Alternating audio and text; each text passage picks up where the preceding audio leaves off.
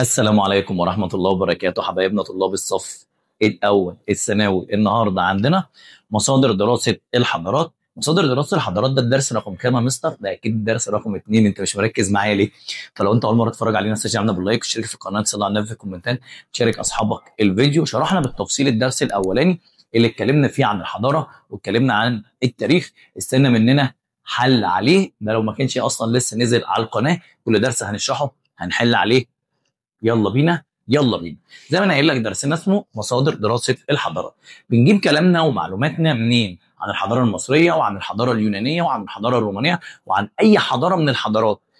هم نوعين من انواع مصادر دراسه الحضارات، يا اما مصادر اوليه يا اما مصادر ثانويه. اوليه تنتمي لزمن وقوع الحادث، يعني اتكتبت واتعملت في الوقت اللي حصل فيه الموضوع. فابدا بالمصادر الاوليه. تقول لي يعني ايه مصادر اوليه؟ هقول لك يا ناجي، كل ما كتب ونقش وينتمي لزمن وقوع الحادث. اي حاجه اتكتبت اثناء الشغل، اثناء الاثار، اثناء اي حاجه من دي، فدي اسمها مصادر اوليه، لانها عملت ايه يا عم معتز؟ عصر الاحداث. طيب مميزاتها من تعريف اللي انا لسه قايله لك ومن الكلام اللي انا لسه قايله لك بانها اكثر دقه. ليه اكثر دقه يا عم انت؟ لانها معاصره لوجود الاحداث وقت وقوعها، اتكتبت والحدث بيحصل. طيب رقم اتنين، مش اتنين بقى، زي ايه؟ زي الاثار، زي النقود والمسكوكات، زي النقوش وغيره وغيره وغيره. هنتكلم عن كل اللي موجود. الاثار، يعني ايه الاثار يا عم؟ تعد، دي مش تعرفها، تعد المصدر الرئيسي لدراسه الحضارات.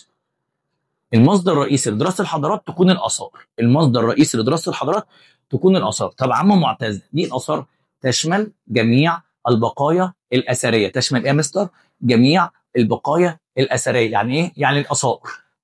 ماشي. مثل القائمه، يعني لسه موجوده. مثل الاهرامات والمعابد والتماثيل والتمائم. طيب بنجيبها منين يا مستر معتز؟ ويتم العثور عليها من حين لاخر اثناء الحفائر. ايه تقول لي يعني ايه الحفائر؟ اثناء البحث عن الاثار.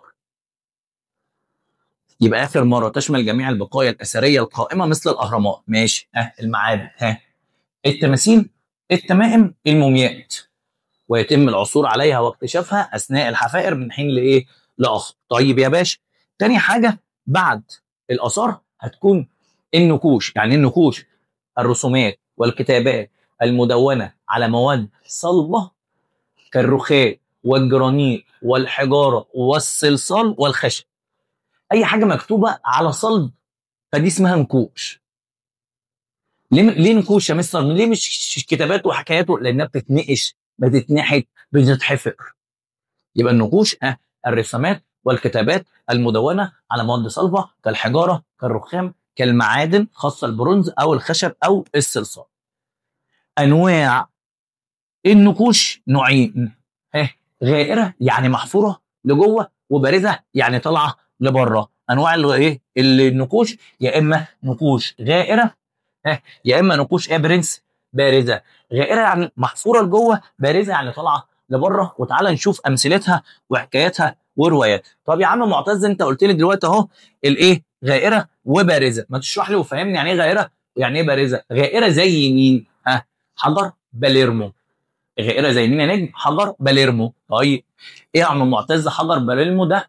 عباره عن لوحه كبيره من حجر الديورايت الاسود. حجر الديورايت الاسود. هتقول لي هي الحجاره انواع؟ اقول لك ايوه الحجاره انواع، في منها القط الاسود وفي منها القط الابيض وفي انواع ثانيه كتير. لا يا برنس، الحجاره بشكل عام هي فعليا انواع. تمام كده؟ في الديورايت الاسود، ايوه، وفي القط الاسود، تمام. طولها مترين وعصر عليها في منف. طولها ايه؟ مترين وعصر عليها فين يا باشا؟ في منف. مكتوب عليها ايه؟ واللي انا عاوزك تفهم منه ايه؟ دونت عليها اسماء من حكموا مصر في عصور ما قبل الاسرات حتى الملك رقم 3 في الاسره الخامسه. يبقى ممكن يجيب لك ايه؟ خوفو خفرع من قورع، الكلام ده يقول لك عاوزين ندرس الناس دي، هنجيب معلوماتنا منين؟ هنجيب معلوماتنا من حجر باليرمو. يبقى تاني يا مستر معتز كده، حجر باليرمو مكتوب عليه ايه يا مستر معتز؟ مكتوب عليه يا باشا اسماء من حكموا مصر، ركز معايا، في عصور ما قبل الاسرات حتى الملك رقم 3 في الاسره رقم 5. بس يعني قال لك لا، دون عليها كمان اهم الاحداث زي الحروب، اقامه المعابد، اقامه التماثيل الكبيره ذات الاهميه الخاصه، زي تمثال ابو الهول. لو انا عاوز اجيب معلومات عن تمثال ابو الهول او خوفو او خفرع، اجيب كلام منين؟ من حجر باليرمو. ماشي يا باشا كده؟ ماشي. المهم عندي الحته دي كده، دي اللي يجي منها اسئله اختار. ماشي يا باشا؟ ماشي يا مستر معتز. ممكن صوره كده نفهم منها اكتر الوضع دنيتنا اهو يا باشا. ده اولاد حجر رشيد، ده من انواع النقوش الغائره. لو انت بصيت كده ودققت هتلاقي ان الكلام محفور لجوه، منحوت لجوه. تمام تمام يا باشا. ها ده ايه يا باشا؟ البارزه. ها النقوش البارزه زي صلايه الملك نعرمر اللي هو الملك مينا. ودي عباره عن ايه؟ اهو الملك نعرمر مينا، دي عباره عن لوحه من الشيست الاخضر. ده نوع حجر؟ ايوه ده نوع حجر، ما لسه قايل لك الحجاره انواع. درايات اسود، والشيس الاخضر، وفي حجر القط الاسود وحش ما تجيبوش، مصري وزباله وغالي. وكمل يا باشا. بها رسومات بارزه من الامام والخلف تصور على الملك ايه؟ نعرمر. يبقى نتكلم عن الاسره الاولى، يبقى انا بتكلم عن نعرمر.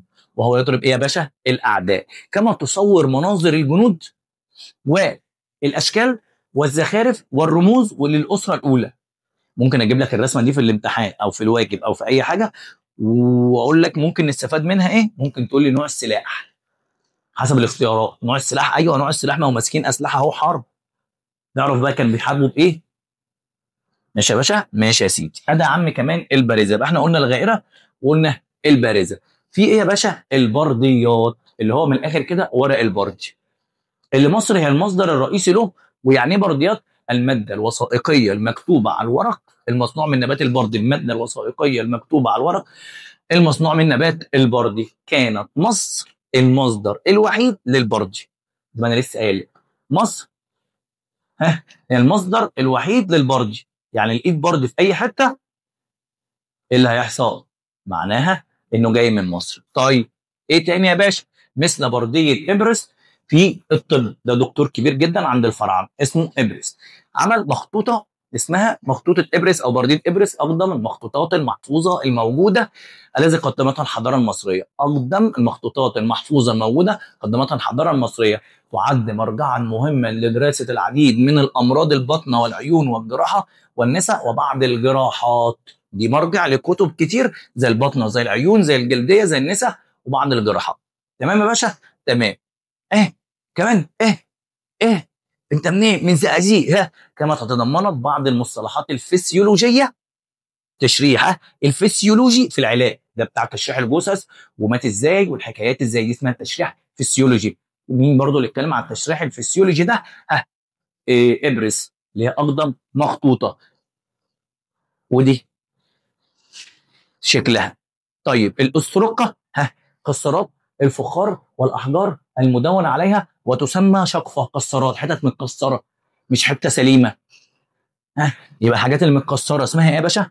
أسترقة. يعني ايه أسترقة؟ والأسترقات كسرات الفخار المدون عليها وتسمى ايه يا باشا؟ شقفة. ادي الصورة يا باشا، ادي صورتها اهي. طيب ايه تاني يا عم معتز؟ كانت تستخدم في الطبقة الفقيرة والوسطى. يبقى دي الأسباب يا برنس لأسباب اقتصادية واجتماعية، لأنه قال لك حياة يومية وطبقة فقيرة ووسطى. هنشوف دلوقتي يا باشا. تحرير الإيصالات، تدريب على الكتابة زي الكراسة بتاعتك وأنت صغير رايح الحضانة، والإيصالات اللي احنا بنكتبها يوميا. طب يا مستر معتز، استخدمت في الطبقة الوسطى والفقيرة زي ما أنا قايل لك، طبقة اجتماعية واقتصادية. طيب ليه يا باشا؟ بما تفسر تقول له لسهولة الحصول عليها والتقاطها مجانا وارتفاع اسعار البردي. يبقى الشعب بقى راح للاستروقه ليه؟ هتقول له ارتفاع اسعار البردي، وكمان الاستروقه سهل الحصول عليها. شرحنا وقلنا بتاعه الاستروقه. فاضل عندنا حاجات كتير نبدا بيها يا باشا من كتير. النقود والمسكوكات. ايه النقود والمسكوكات؟ الفلوس. كانت ورقه ولا معدن؟ معدن. قال لك اهو يا باشا قطع معدنيه التي تحمل ختما من السلطه العامه للدوله لضمان وزنها ودرجه نقائها. يعني ايه يا عم معتز؟ يعني الفلوس اللي في جيبك هي الفلوس اللي في جيب ابوك، هي الفلوس اللي في جيب اللي في بوك امك، اللي في بوك امك كلها واحد. ليه؟ لان مصدرها واحد اللي هي الدوله. يبقى تاني يا باشا، قطعا معدنيه التي تحمل ختما من السلطه العامه للدوله لضمان وزنها ودرجه نقائها. شوف يا باشا، هذا صوره العملات. تمام. بص يا باشا، هيجي يقول لك ايه اهم مصادر دراسه الحضارات، دي اهم واحده. ليه يا عم معتز اهم واحده؟ بص، اول كلمه اقولها لك ماده مؤرخه. يعني ايه مؤرخه؟ يعني مكتوب عليها التاريخ. يعني لو جيت تبص على العملات دي لازم أن يكون لها ايه؟ تاريخ اهو تحتها. تمام؟ ها، ماده مؤرخه يمكن من خلالها تحديد العصور التاريخيه. ما هو مكتوب عليها تاريخ، يبقى انا هعرف سنه كام، يبقى انا هعرف عهد مين. العصور التاريخيه. ها، والحاله الاقتصاديه. تقول لي ليه الحاله الاقتصاديه؟ اقول لك بالراحه عليا، اقول لك بالراحه عليا. لو من مصنوعه من الذهب ولا من الفضه ولا من النحاس ولا من البرونز؟ حاله اقتصاديه والسياسيه وصور ملوك هذه الفتره. يبقى تاني لانها ماده مؤرخه يمكن من خلالها تحديد العصور التاريخيه والحاله الاقتصاديه والسياسيه وصور ملوك هذه الفتره. برضو المصادر الاوليه، ها، لسه مصادر اوليه. ها، كتب المؤرخين القدماء، الناس اللي كتبت التاريخ وقت حدوثه، اللي كتبت. فدي زي مانيتون السمنودي، اول مؤرخ مصري كتب التاريخ المصري القديم. اول مؤرخ مصري كتب التاريخ المصري القديم مانيتون السمنودي من سمنود. سمنود دي بلد جنب المحله، جنب ابو علي. بجد ولا هزار؟ بجد والله. طيب، تاني واحد هيرودوت، ده مؤرخ اغريقي زار مصر وكتب عنها. مصري ولا اغريقي؟ لا، ده اغريقي. ها، زار مصر كتب عنها في كتابه. كان مؤلف كتاب اسمه تمحيص الاخبار. الكتاب ده كان مكون من 9 اجزاء. الملك بقى او الملك الكاتب او المؤرخ هيرودوت خلى الجزء الثاني كله عن مصر. هو 9، الثاني الجزء الثاني منه عن مصر، يتكلم فيه عن ملوك مصر، جغرافية مصر، احداث مصر، مظاهر حضارتها وجغرافيتها. يبقى كتب او اتكلم عن ملوكها، مظاهر حضارتها، احداثها التاريخيه، جغرافيتها ومدنها. المراجع، المؤلفات التي كتبت بعد مرور سنوات عديده من وقوع الحادث واعتمد في كتاباته على المصادر الاوليه. تاني يا باشا، المراجع التي كتبت بعد مرور سنوات عديده من وقوع الحادث واعتمد في كتاباته على المصادر الاوليه. يعني دمت ناس جابوا كلامهم من الحاجات اللي احنا شرحناها، الفوا كتب من الحاجات اللي احنا قلناها. فالمراجع دي المؤلفات التي كتبت بعد مرور سنوات عديده من وقوع الحادث، جابوا كلامهم منين واعتمدوا في كتاباتهم على المصادر الاوليه. مميزاتها سهله الحصول عليها وبديل المصادر الاوليه. سهله الحصول عليها وبديل المصادر الاوليه. تشمل ايه؟ كتابات المتخصصين والباحثين الذين لم يعاصروا الاحداث، لم يعاصروا الاحداث. من امثلتهم مين؟ كتب الشعراء يا باشا والاساطير. كتب الشعراء زي هيموريوس، شاعر اغريقي صاحب الإلياذة والاوديسيا. وتعود اهميتها الى ايه يا باشا؟ مرجعا مهما لدراسه الحضاره الاغريقيه سياسيا، اقتصاديا، حضاريا لبلاد الاغريق. يبقى اهميه الإلياذة والاوديسيا يا باشا. هاجي ادرس حضاره الاغريق، هتجه لايه؟ هتجه للإلياذة والاوديسيا. ليه يا باشا؟ مرجعا مهما للمعلومات السياسيه والاقتصاديه والحضاريه لبلاد الاغريق. الاساطير ولا لها اي 30 عزه، لانها خيال. خيال بس يا برنس. الجيل مالها بقى؟ الاساطير يا باشا.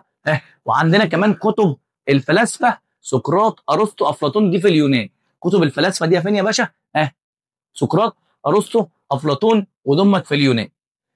الاساطير تعد جزء من التراث الشعبي، اهو مصدرا ادبيا ماله يعكس الكثير من صور الحياه. ركز ركز ركز، الاجتماعيه والسياسيه.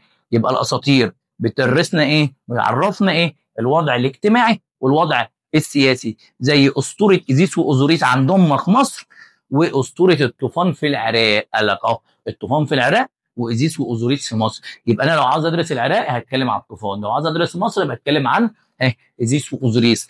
الاساطير بتتكلم عن ايه؟ عن الحياه الاجتماعيه والحياه السياسيه. اخر حاجه عشان تدعمنا باللايك، يلا يا حبيبي معايا، اهميه المصادر الاوليه والمراجع من انتاج الانسان نتيجه تفاعله مع البيئه.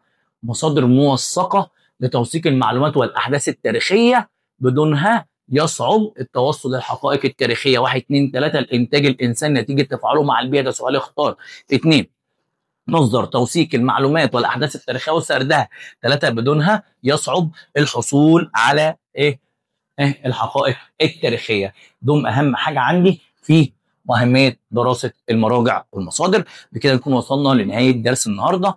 فيديو النهارده. فانت اول مره تتفرج علينا ما تنساش تعملنا باللايك، تشترك في القناه، تصلي على النبي في الكومنتات، تشارك اصحابك الفيديو. والسلام عليكم ورحمه الله وبركاته.